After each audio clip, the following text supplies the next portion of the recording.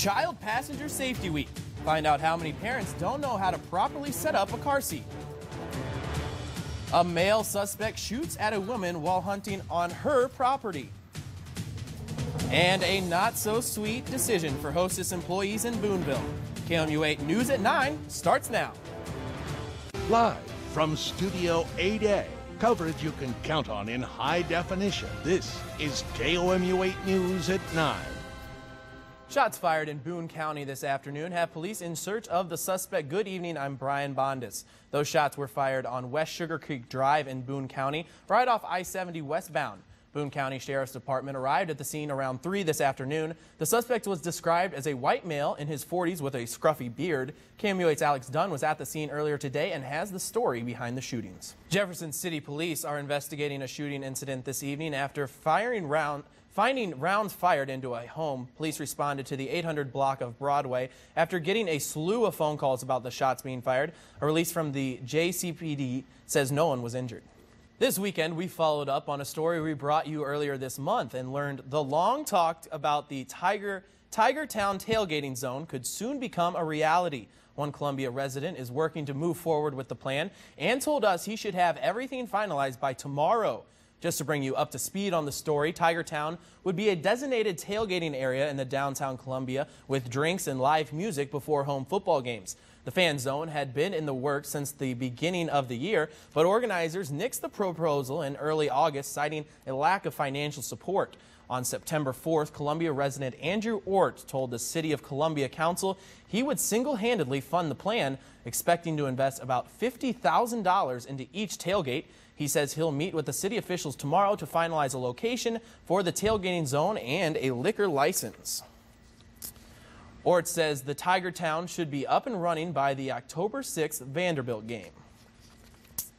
Child Passenger Safety Week starts today. Car crashes are the '1 killer of children younger than 12 years old. Missouri law requires children under 8 to be in a safety or booster seat until they are 80 pounds or 4'9". A national traffic survey found 75% of parents do not know how to properly use child safety restraints. In 2011, Missouri lost 12 kids under 8 to traffic incidents. And if you would like instructions on how to properly set up your booster seat or what seat is right for your child, visit our website, KOMU.com. Columbia is still debating whether or not to adopt a new side-loading garbage truck system. But Fulton has had the same system for over 15 years. KMU8's Nick Brennan tells us about the system and why Fulton can't do without it. Fulton is planning to introduce new front-loading automated trucks to make its trash service fully automated. In your national news, Chicago students still have at least 2 more days out of school. Teachers went on strike last week and passed on an opportunity today to end the walkout. The union's delegates got a look at a tentative deal and could have voted to suspend the strike, but they decided they needed more time to study the contract and more time to discuss it with their members. Chicago Mayor Rahm Emanuel said today the city will file a lawsuit to force the end of the teacher strike. A security guard shoots at least 4 people outside of a nightclub near Houston, killing 1.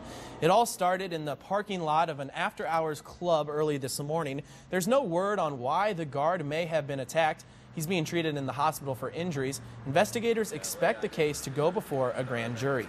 A local employer is in a fight with its union, and that has workers worried about their futures. Hostess Brands has filed bankruptcy and is asking union workers to make big sacrifices. KMU8's Katie Brennan tells us why local Hostess's workers are waiting to find out what happens next. Hostess sent this comment to KMU8 News. We respect our union employees' right to consider and vote on our proposal, and we'll be holding all comment until that process has been completed. Stay with us. We'll be right back with more news and weather after the break. Over 3,000 people from across mid-Missouri woke up early this morning to support the search for the end to breast cancer. The 3rd annual Susan G. Komen and Mid-Missouri Race for the Cure took place at Mizzou Sports Park this morning. The race began in the front of the Hearn Center before winding through downtown and finishing on Faurot Field. Some race participants say it is community support for the cause and just getting out that there makes it worth it. The U.S. Preventative Task Service recently came out and said ovarian cysts do not mean higher risk for ovarian cancer in women, and ovarian cancer testing can do more harm than good. KMUH Sarah Duffy tells us about a young Missouri woman who, after a cancer scare, is now choosing to help other women. For more information on women's health and ovarian cancer prevention, visit our website at KOMU.com. The Cards and Dodgers are in for a tight race for the wild card. Coming up, see how today's game moved the Cardinals a step closer to a Hollywood ending.